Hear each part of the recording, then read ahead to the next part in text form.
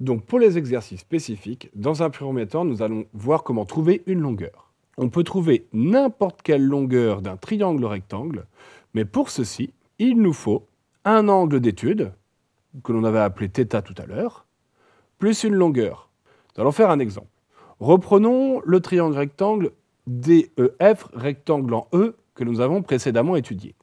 Nous avons ici un angle connu, l'angle 30 degrés, et nous avons aussi une distance connue qui est ici de 5 cm pour la longueur DF. Une fois que l'on a fait ça, on va encore travailler comme tout à l'heure à chercher le côté opposé, le côté adjacent et l'hypoténuse. Nous allons commencer d'abord par l'hypoténuse, c'est le plus grand des trois côtés, c'est donc celui-là. Hypoténuse est ici. Ensuite, nous allons chercher le côté opposé, qui est en face l'angle, c'est donc EF. Et nous avons le dernier côté qui est le côté qui touche l'angle, c'est le côté adjacent. On va par exemple se dire que l'on cherche DE. Donc pour chercher DE, on va d'abord écrire, petit brouillon, notre formule, SO, K, TOA. Et nous allons entourer ce que l'on connaît.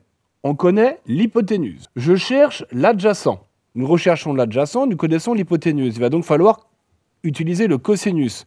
Nous voyons que si on voulait utiliser le sinus, il nous manquerait la longueur du côté opposé. Et si on voulait utiliser la tangente, il nous manquerait la longueur du côté opposé une fois ici, encore une fois ici. Donc le cosinus de l'angle étudié, ici c'est l'angle en D, est égal à la longueur du côté adjacent, A c'est DE, divisé par la longueur de l'hypoténuse, qui est DF. Nous allons faire l'application numérique. L'angle d'étude, l'angle en D, c'est 30 degrés.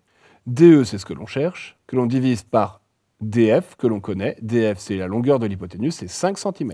Une fois qu'on est là, il ne reste plus qu'à résoudre cette équation, et on va obtenir DE égale 5 fois le cosinus de 30 degrés. Après application numérique, nous obtenons DE environ égal à 4,33 cm. Attention, deux difficultés. Première difficulté, il faut bien mettre la calculatrice en degrés.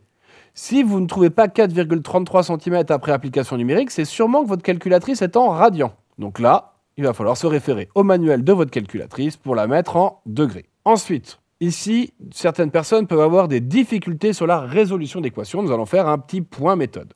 Si je veux équilibrer, je vais multiplier par 5 de chaque côté. Comme ça, je vais pouvoir simplifier ces deux 5. 5 divisé par 5, ça fait 1.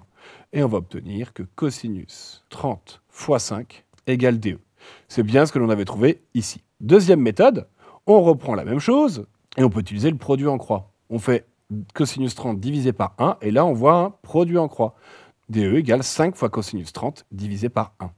Autre point important, c'est trouver un angle. Donc pour trouver un angle dans un triangle rectangle en utilisant la trigonométrie, première chose, c'est d'avoir deux longueurs. Si on a deux longueurs, on peut trouver tous les angles en utilisant la trigonométrie. Nous allons faire exactement la même chose que tout à l'heure. Nous allons travailler dans ce triangle rectangle, DEF, triangle rectangle en E. Et nous allons connaître ici cette longueur qui va faire 3 cm, la longueur DE, et la longueur EF qui va faire 5 cm. Cet angle ici, ça c'est l'angle recherché. En face, nous avons le côté opposé. Le côté adjacent et le côté qui touche l'angle, c'est juste celui-là. Et l'hypoténuse est le côté le plus grand, c'est DF. À partir de là, nous allons remettre encore une fois notre formule magique. SO, K, TOA. Et nous allons identifier ce que l'on connaît. On connaît le côté opposé, DE, il fait 3 cm.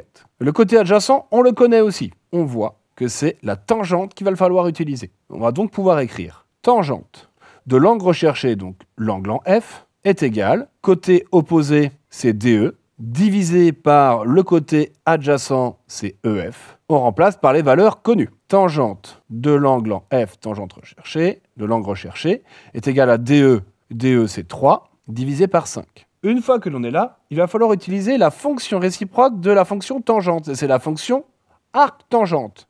Si tangente de F égale 3 sur 5, alors l'angle en F est égal à arc-tangente de 3 sur 5. Encore une fois, même écueil, il faut prendre la calculatrice en degrés. Et si on le prend, on va trouver F environ égal à 30,96 degrés. Et voilà, c'est tout ce qu'il y a à savoir sur la trigonométrie.